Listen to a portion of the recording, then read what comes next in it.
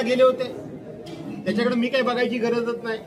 पण त्यांचे जे आमदार खासदार आहेत ते सारखे एकनाथ शिंदेच्या चेहऱ्याकडे बघत असतात। ते दिल्लीला गेले की आणखीन कुठे गेले हे मला बघायची गरज नाही, पण त्यांचे आमदार खासदार मला भेटून सांगतात बहुतेक आमचा राजकारणाचा शेवटचा काळ आलेला आहे।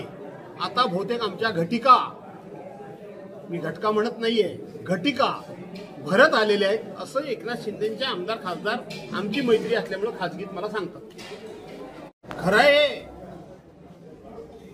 आमचे पार्लमेंटचे विरोधी पक्ष नेते, काँग्रेसचे नेते राहुल गांधींनी केलेला आरोप हा खराच आहे की हे सरकार मतांची चोरी करून, हे सरकार दुसऱ्यांचे पक्ष चोरून, हे सरकार दुसऱ्यांचे निशाणी चोरून, हे सरकार दुसऱ्यांचे आमदार खासदार चोरून केंद्रात आणि राज्यात सत्तेवर आहे।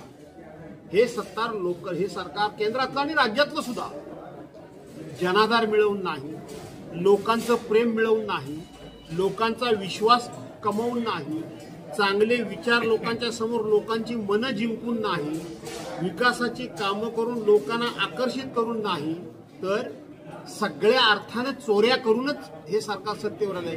हे राहुल गांधींच्या मताशी मी 100% सहमत आहे। 5 महिन्यात 1 कोटी मतदार वाढले, त्यावरती चर्चा होतात।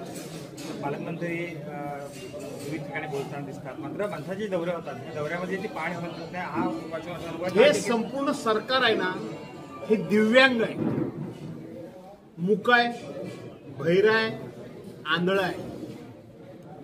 अरे आज मुंबई गोवा हायवे हा लोकांना सुद्धा समजत नाही की एबीपी माझा, उघडा डोळे बघा नीट।